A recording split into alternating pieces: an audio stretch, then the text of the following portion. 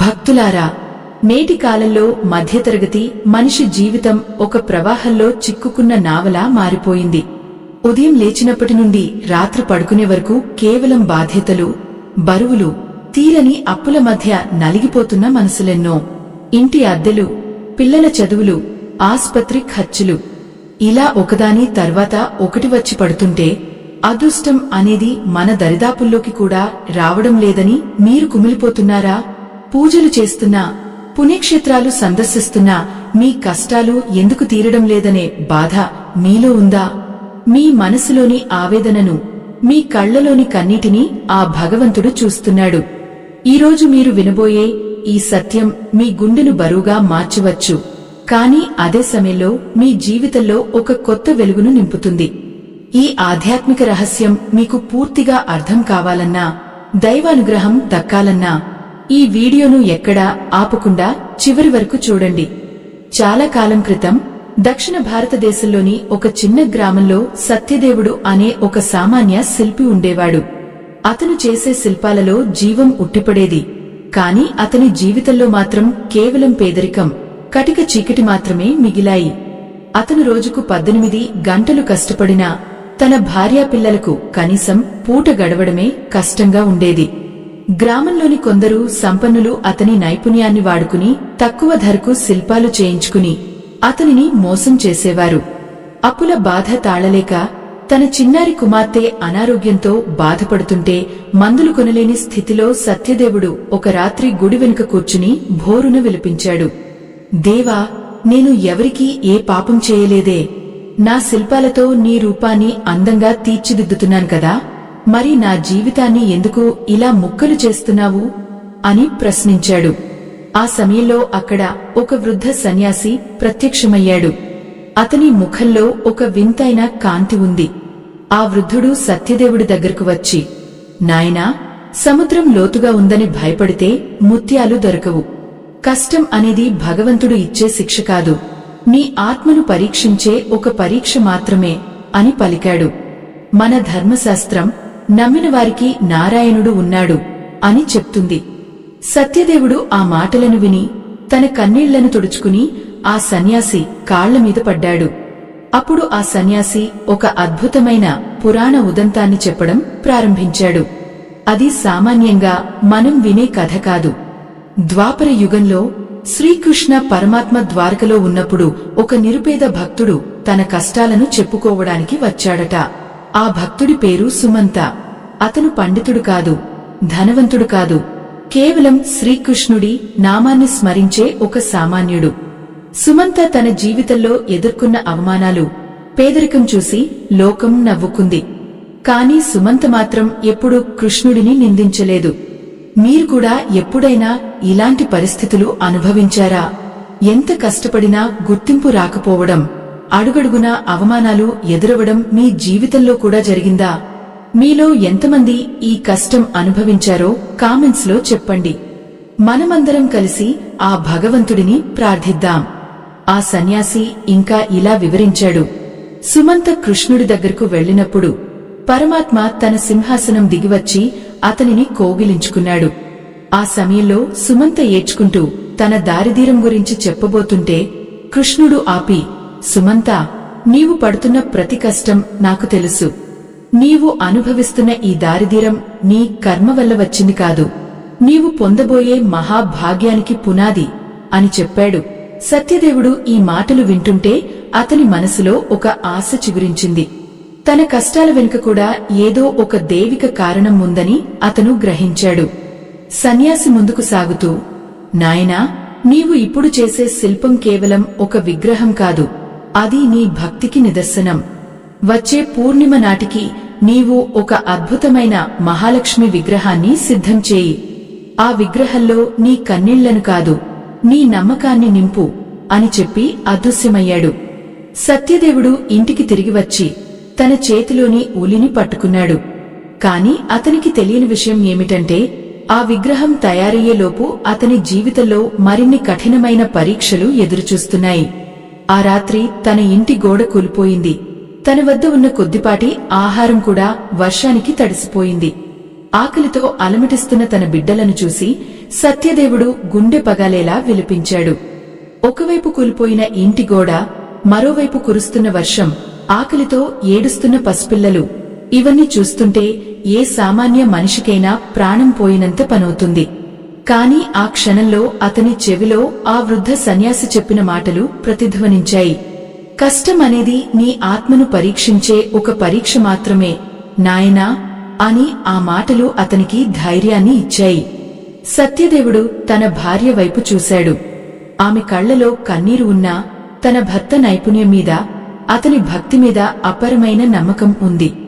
మనం ఈ రాత్రికి కేవలం ఆ భగవంతుడి నామాన్ని స్మరిస్తూ గడుపుదాం. రేపు ఉదయం ఆ దైవమే ఏదో ఒక దారి చూపిస్తుంది అని ఆమె అతనికి ధైర్యం చెప్పింది.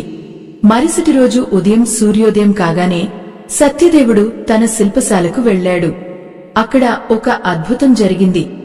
వర్షం వల్ల కొట్టుకువచ్చిన మట్టి కింద ఒక మెరిసే తెల్లని పాలరాతి రాయి కనిపించింది. ఆ రాయిని చూడగానే సత్యదేవుడికి ఒళ్ళు పులకరించింది. ఇది సామాన్యమైన రాయి కాదు, సాక్షాత్తు ఆ జగన్మాత తనకోసం పంపిన కానుక అని అతను బలంగా నమ్మాడు. ద్వాపర యుగంలో సుమంతకు కూడా ఇలాంటి పరీక్షే ఎదురైంది. కృష్ణుడు తనను ఆహ్వానించినప్పుడు సుమంత దగ్గర ఆ పరమాత్మకు సమర్పించడానికి ఏమీ లేదు.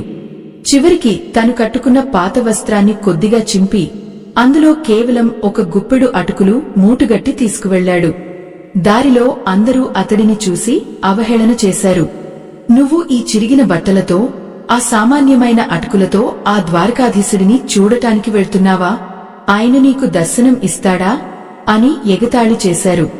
కాని సుమంత మనసులో కేవలం కృష్ణ ప్రేమే ఉంది. సత్యదేవుడు కూడా అలాగే ఆ గ్రామంలోని వారి అవహేళనలను ఏమాత్రం పట్టించుకోకుండా ఆ పాలరాతి రాయిని చెక్కడం ప్రారంభించాడు. అతను ఆకలిని మరచిపోయాడు, నిద్రను త్యజించాడు. ప్రతి శిల్పానికి ఒక అందమైన రూపం ఉంటుంది. కాని అతను చెక్కుతున్న ఈ మహాలక్ష్మి విగ్రహంలో ఒక దివ్యమైన ప్రాణం కనిపిస్తోంది.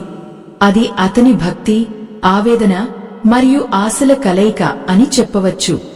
మన జీవితంలో కూడా అప్పుడప్పుడు అన్నీ కోల్పోయామని అనిపించినప్పుడే భగవంతుడు మనకు ఒక గొప్ప అవకాశాన్ని ప్రసాదిస్తాడు. ఆ అవకాశాన్ని నమ్మకంతో పట్టుకున్నవాడే నిజమైన విజేత అవుతాడు. మీరు కూడా ఎప్పుడైనా ఇలాంటి అద్భుతమైన మార్పును మీ జీవితంలో గమనించారా? ఉంటే గనుక ఓం నమో నారాయణాయ అని కామెంట్ చేయండి. సత్యదేవుడు ఆ విగ్రహాన్ని చెక్కుతుంటే అతని చేతులకు నొప్పులు పుడుతున్నా, ఆ ఉలి దెబ్బలు రాయి మీద పడుతుంటే వచ్చే ధ్వని ఒక మధురమైన సంగీతంలా అతనికి వినిపించింది. ఆ విగ్రహం ముఖం నెమ్మదిగా రూపుదిద్దుకుంటోంది. అమ్మవారి కళ్లలో ఉండే కరుణ, పెదవుల మీద ఉండే ఆ మందహాసం సత్యదేవుడికి ఒక కొత్త ఊపిరిని ఇచ్చాయి. గడిచిన 3 రోజులుగా అతను సరిగ్గా అన్నం తినలేదు. కాని అతని ముఖంలో ఎప్పుడు లేని ఒక వింతైన కాంతి ఆవరించింది.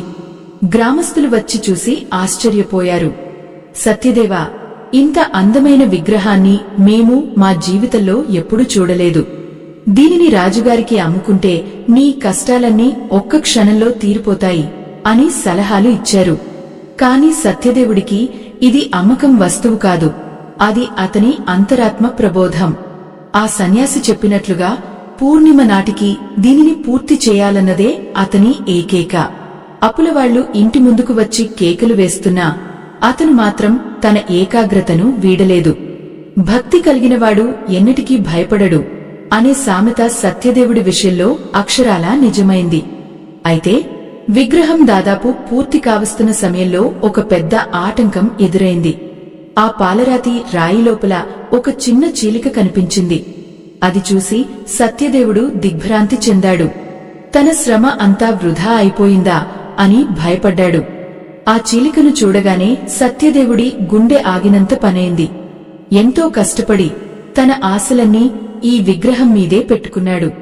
రాయిలో లోపం ఉంటే ఆ విగ్రహం ఆరాధనకు పనికిరాదని శాస్త్రాలు చెప్తున్నాయి. కాని అతను కుంగిపోలేదు.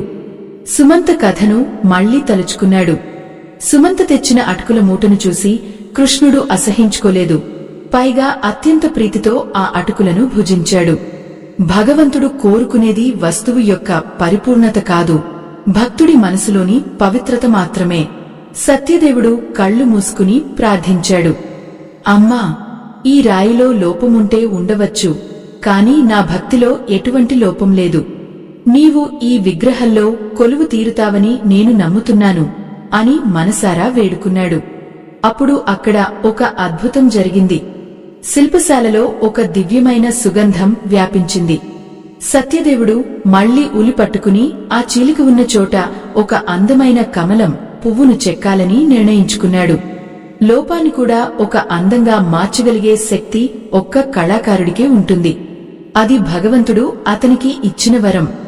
గ్రామస్తులు సత్యదేవుడి పిచ్చిని చూసి నవ్వుకోసాగారు.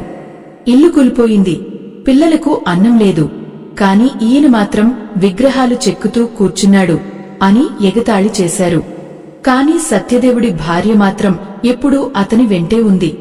ఆమె పొరుగువారి వద్ద అప్పుచేసి కొద్దిగా బియ్యాన్ని తీసుకువచ్చి గంజి కాచి అతనికి ఇచ్చింది. స్వామీ, మీరు బాధపడకండి, ఆ తల్లి మనల్ని ఖచ్చితంగా రక్షిస్తుంది అని ధైర్యం చెప్పింది. సత్యదేవుడు ఆ గంజిని తాగి మళ్లీ తన పనిలో నిమగ్నమయ్యాడు. ఆ విగ్రహం నుండి ఒక వింతైన ప్రకంపన వస్తున్నట్లు అతనికి అనిపించింది. ప్రతి ఊలి దెబ్బతో సత్యదేవుడిలోని అహంకారం, భయం అన్నీ కరిగిపోతున్నాయి. అతను శిల్పిగా కాకుండా ఒక గొప్ప భక్తుడిగా మారిపోయాడు. ఆ విగ్రహం పూర్తయిన తర్వాత తన జీవితంలో ఏ అద్భుతం జరుగుతుందో అని అతను ఎదురుచూడటం మొదలుపెట్టాడు. కాని విధి అతనికి మరొక పరీక్షను సిద్ధం చేసింది. ఆ గ్రామంలో ఉన్న ఒక ధనవంతుడు సత్యదేవుడు చెక్కుతున్న విగ్రహం గురించి విని దానిని బలవంతంగా తీసుకెళ్లాలని పథకం వేశాడు. ఆ ధనవంతుడి పేరు ధర్మకీర్తి. పేరులో ధర్మం ఉన్నా మనసులో మాత్రం కేవలం లోభత్వం నిండి ఉంది. అతను తన అనుచరులతో కలిసి సత్యదేవుడి శిల్పశాల వైపు అడుగులు వేశాడు.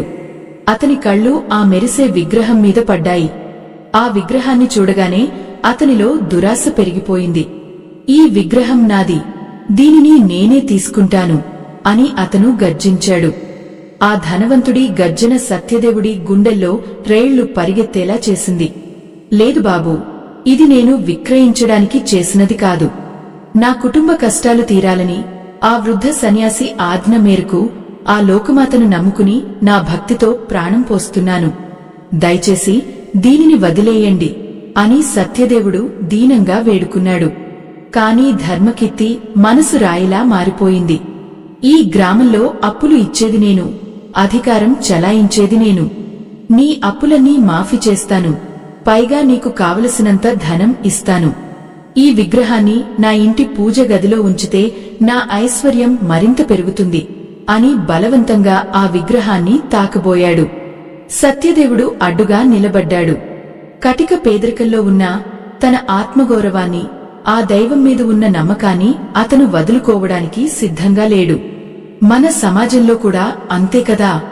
ధనం ఉన్నవాడు తన అధికారాన్ని సామాన్యుల మీద చూపించాలని చూస్తాడు.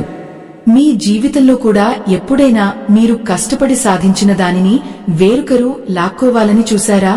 అప్పుడు మీకు కలిగిన బాధను గుర్తు చేసుకుంటూ ఓం నమః శివాయ అని కామెంట్ చేయండి. ఆ పరమశివుడు మీకు న్యాయం చేస్తాడు. సత్యదేవుడి పరిస్థితిని చూసి అతని భార్య పిల్లలు భయంతో వణికిపోతున్నారు. ధర్మకీర్తి అనుచరులు సత్యదేవుడిని పక్కకు తోసేయడానికి ప్రయత్నించారు. అప్పుడు సత్యదేవుడు గట్టిగా ధర్మమే జయిస్తుంది అని అరిచాడు. ఆ మాట వినగానే అతనికి పూర్వం విన్న ఒక అపురూపమైన కథ గుర్తొచ్చింది. అది పురాణాల్లో ఎక్కడో అరుదుగా కనిపించే ఒక అద్భుతమైన ఉదంతం. కృతయుగంలో కమలాక్షుడు అనే ఒక నిరుపేద భక్తుడు ఉండేవాడు. అతను అడవిలో దొరికే రాలిపోయిన పూలను సేకరించి ప్రతిరోజూ ఒక నదీ తీరాన ఉన్న ఇసుక విగ్రహానికి పూజ చేసేవాడు. ఆ రాజపురాజు కూడా అదే దేవుడిని బంగారు పూలతో అర్చించేవాడు. ఒకరోజు రాజుకు గర్వం పెరిగి నా బంగారు పూజ కంటే గొప్పది ఏముంటుంది అని అనుకున్నాడు. కాని ఆశ్చర్యకరంగా మరుసటి రోజు ఉదయం విగ్రహం మీద రాజు వేసిన బంగారు పూలు అన్నీ మాయమే. కమలాక్షుడు వేసిన రాలిపోయిన అడవి పూలు కాంతివంతంగా మెరుస్తూ కనిపించాయి. భగవంతుడు ధనానికి కాదు, మనసులో ఉండే నిష్కల్మషమైన ప్రేమకు మాత్రమే లొంగుతాడని ఆ కథ మనకు బోధిస్తుంది. ఈ రహస్యం గ్రహించిన సత్యదేవుడికి తనలో ఒక వింతైన బలం పుట్టినట్లు అనిపించింది. ధర్మకీర్తిగారు, మీరు బలవంతంగా ఈ విగ్రహాన్ని తీసుకెళ్లవచ్చు, కాని దీనిలో ఉన్న దైవిక శక్తిని మీరు పొందలేరు. భక్తిలేని పూజ ఫలించదు అని సత్యదేవుడు ధైర్యంగా చెప్పాడు. అతని మాటలకు ధర్మకీర్తి మరింత ఆగ్రహం చెందాడు. నాకు నీ నీతులు వద్దు. రేపు ఉదయం సూర్యోదయానికి ఈ విగ్రహం నా మందిరంలో ఉండాలి, లేదంటే నీ ఇల్లు ఖాళీ చేయించి నిన్ను ఊరి నుండి వెలివేస్తాను అని హెచ్చరించి అక్కడి నుండి వెళ్లిపోయాడు. సత్యదేవుడు కుప్పకూలిపోయాడు. ఒకవైపు తన భక్తి, మరోవైపు తన కుటుంబ భవిష్యత్తు. ఆ రాత్రి సత్యదేవుడికి అస్సలు నిద్ర పట్టలేదు. ఆ పాలరాతి విగ్రహం వైపు చూస్తూ గడిపాడు. చంద్రుని కాంతి ఆ విగ్రహం మీద పడినప్పుడు ఆ తల్లి కళ్ల నుండి నిజంగానే కన్నీరు కారుతున్నట్లు అతనికి అనిపించింది. తన కష్టం ఆ తల్లికి కూడా తెలుసా, లేక తను ఏదైనా తప్పు చేస్తున్నాడా అన్న సందేహం అతనిని పీడించసాగింది. సత్యదేవుడు ఆ విగ్రహం పాదాల దగ్గర తల ఉంచి, అమ్మా, నన్ను కాపాడు. నా కుటుంబానికి ఈ కష్టం వద్దు. నీవు ఎక్కడికి వెళ్లాలనుకుంటే అక్కడికే వెళ్ళు, కాని నాపై నీ కరుణను చూపించు అని ఏడుస్తూ వేడుకున్నాడు. సరిగ్గా అర్ధరాత్రి సమయంలో ఆ చిన్న శిల్పశాలలో ఒక వింతైన కాంతి ఆవరించింది. ఆ కాంతి మధ్య నుండి ఒక గంభీరమైన గొంతు వినిపించింది. సత్యదేవా, నిద్రలేచు.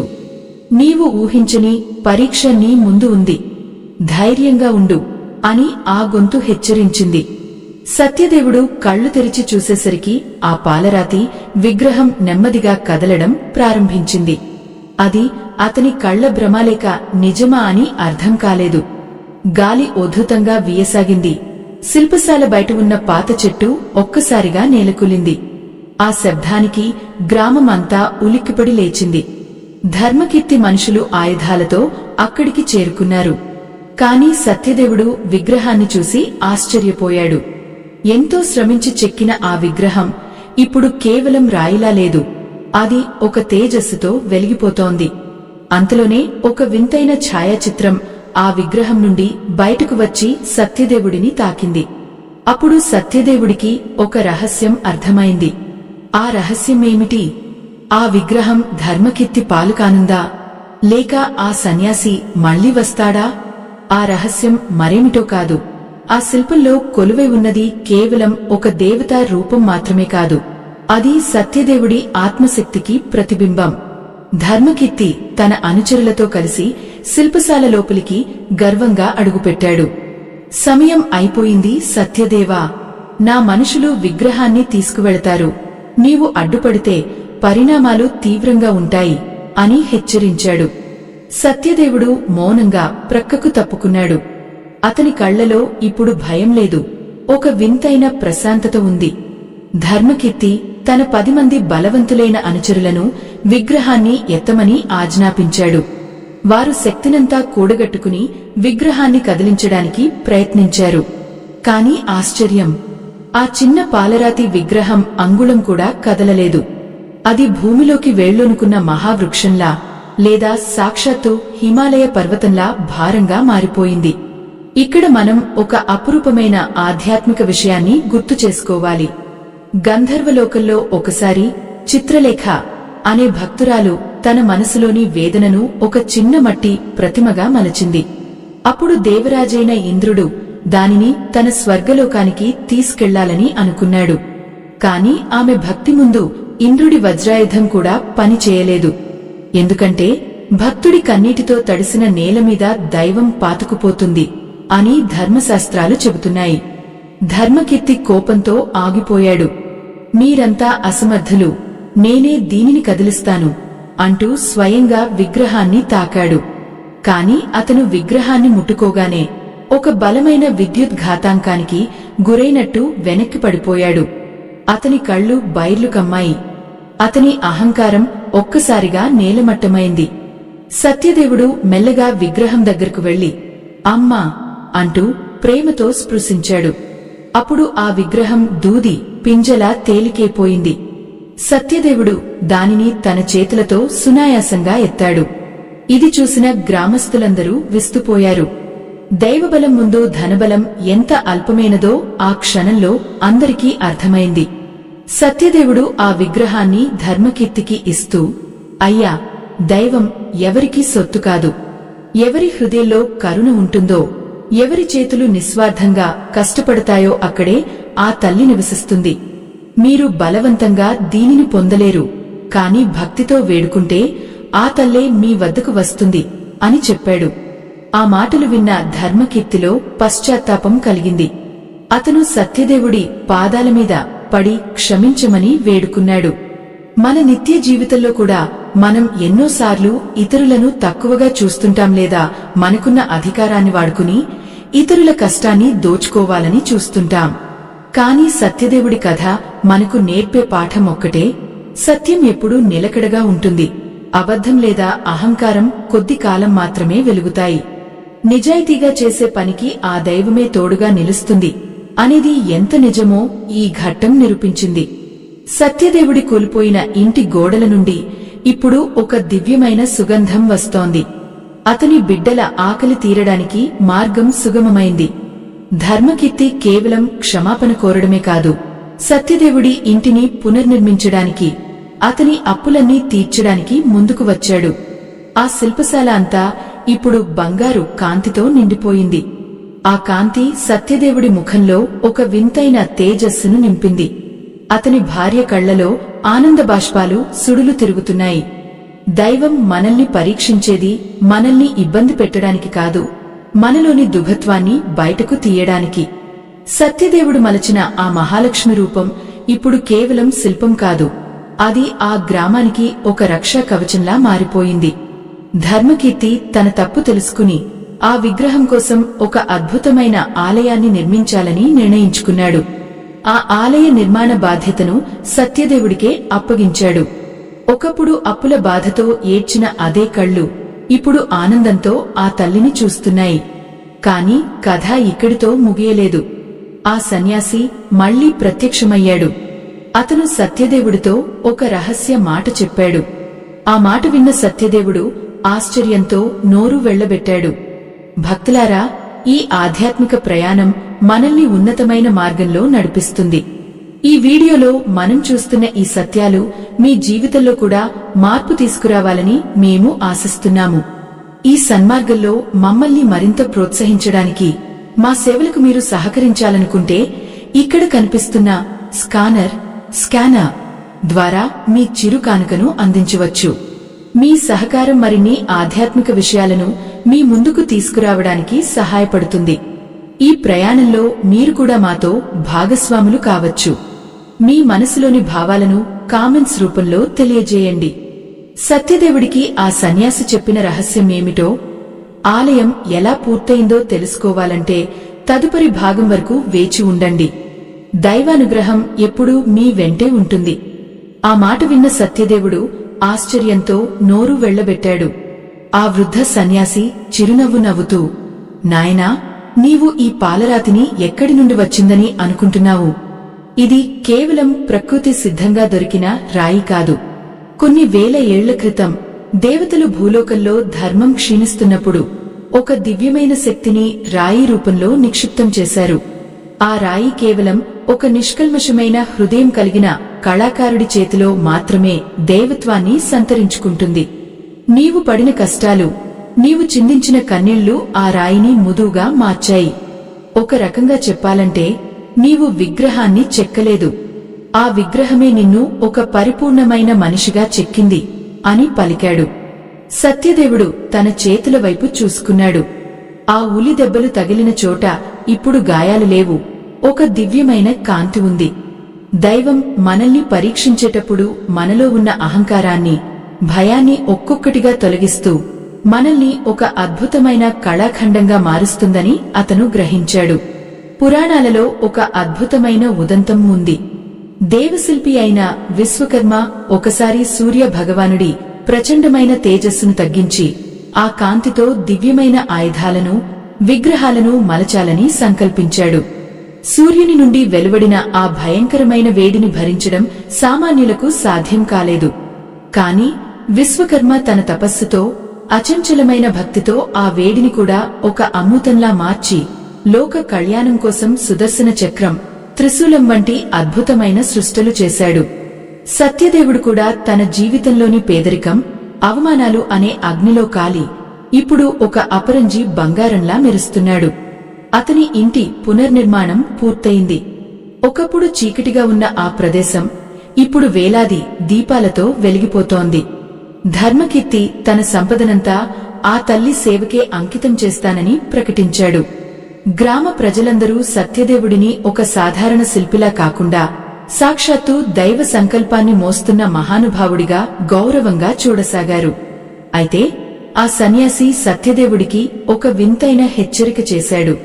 సత్యదేవా, సంపద వచ్చినప్పుడు అహంకారం కూడా నీడలా వస్తుంది. ఆ అహంకారాన్ని నీ దరి చేరనివ్వకు. ఈ విగ్రహానికి ప్రాణప్రతిష్ఠ చేసే రోజున ఒక అద్భుతం జరుగుతుంది. ఆ అద్భుతాన్ని చూడటానికి నీవు సిద్ధంగా ఉండాలి అని చెప్పి మళ్లీ అదృశ్యమయ్యాడు. సత్యదేవుడు ఆ మాటలను తన గుండెల్లో పదిలంగా దాచుకున్నాడు. ఆలయ నిర్మాణం శరవేగంగా జరుగుతోంది. దేశం నలుమూలల నుండి వచ్చిన శిల్పులు, కూలీలు అందరూ నిస్వార్థంగా పనిచేస్తున్నారు. సత్యదేవుడు స్వయంగా గర్భాలయంలోని పీఠాన్ని సిద్ధం చేస్తున్నాడు. అతని మనసులో ఇప్పుడు ఎటువంటి కోరికలు లేవు. కేవలం ఆ తల్లిపై అచంచలమైన భక్తి, కృతజ్ఞత మాత్రమే ఉన్నాయి. అతని భార్య పిల్లలు కూడా ఆలయ సేవలో తరిస్తున్నారు. ఒకప్పుడు ఆకలితో అలమటించిన ఆ చిన్నారులు ఇప్పుడు ప్రతిరోజు వందలాది మందికి అన్నదానంలో పాలు పంచుకుంటున్నారు. ఇది కదా నిజమైన అదృష్టం అంటే. డబ్బు ఉండటం గొప్ప కాదు, ఆ డబ్బు 10 మందికి ఉపయోగపడటం గొప్ప. గ్రామంలో ఒక కొత్త ఉత్సాహం నెలకొంది.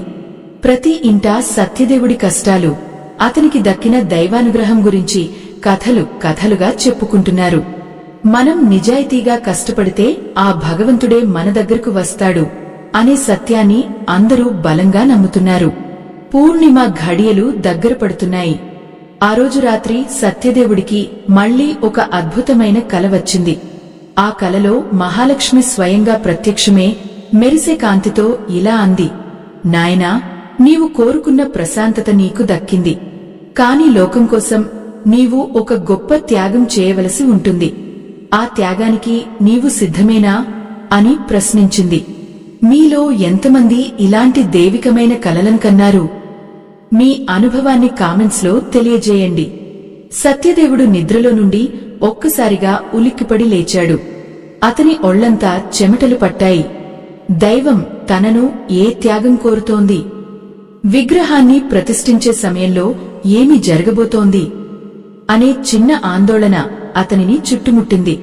అయినా అతను వెనకడుగు వేయలేదు. అమ్మా, నా ప్రాణమైనా సరే నీ కోసమే అని మనసులోనే దృఢంగా అనుకున్నాడు. మరుసటి రోజు ఉదయం ఆలయ కుంభాభిషేకానికి ముహూర్తం ఖరారైంది. వేలాది మంది ప్రజలు చుట్టుపక్కల జిల్లాల నుండి తరలివచ్చారు. ధర్మకీర్తి రాజోపచారాలతో మంగళ వాయిద్యాల మధ్య సత్యదేవుడిని ఆలయానికి ఆహ్వానించాడు. సత్యదేవుడు ఆ పాలరాతి విగ్రహాన్ని అత్యంత భక్తితో పట్టుకుని గర్భాలయం వైపు అడుగులు వేశాడు. ఆ సమయంలో ఆకాశంలో అద్భుతమైన మార్పులు సంభవించాయి. ఎండ తీవ్రంగా ఉన్నా కూడా చల్లని మలయమారుతం వీయసాగింది. గర్భాలయంలో విగ్రహాన్ని ఉంచిన తక్షణమే ఒక భయంకరమైన పిడుగు వంటి శబ్దం వినిపించింది. అందరూ భయంతో కళ్లు మూసుకున్నారు. సత్యదేవుడు మాత్రం కళ్లు తెరిచి ఆ విగ్రహం వైపు చూశాడు. ఆ విగ్రహం లోపల నుండి ఒక వింతైన ద్రవం బయటకు రావడం గమనించాడు. అది నీరు కాదు, సామాన్యమైన ద్రవం అంతకన్నా కాదు. అది ఒక దివ్యమైన సుగంధం వెదజల్లే అమృతంలా ఉంది. ఆ అమృతం సత్యదేవుడి పాదాలను తాకినప్పుడు అతను ఒక అనిర్వచనీయమైన అనుభూతికి లోనయ్యాడు. ఆ క్షణంలో విగ్రహం లోపల నుండి వచ్చిన ఆ గొంతు అందరినీ నిర్ఘాంతపోయేలా చేసింది. ఆ గొంతు ఎవరిది? సత్యదేవుడు ఏమి చేయబోతున్నాడు? ఆ గంభీరమైన గొంతు సాక్షాత్తు ఆ జగన్మాతది. ఆ దివ్యవాణి వినిపించగానే గర్భాలయంలో ఉన్న వారందరూ విగ్రహంలా స్తంభించిపోయారు. సత్యదేవా, భయపడకు. నీవు చేసిన త్యాగం, నీవు చిందించిన కన్నీళ్లు ఈరోజు ఒక మహాశక్తిగా రూపాంతరం చెందాయి. లోకం కోసం నేను అడిగిన త్యాగం నీ ప్రాణం కాదు, నీలోని నేను అనే అహంకారం. ఈ అద్భుతమైన శిల్పాన్ని నేనే చెక్కాను, నేనే దీనికి ప్రాణం పోశాను అన్న భావనను వదిలేసి నీవు కేవలం నా చేతిలో ఒక నిమిత్తమాత్రుడివి అని భావించడమే నీవు నాకు ఇచ్చే అతిపెద్ద కానుక అని ఆ తల్లి పలికింది.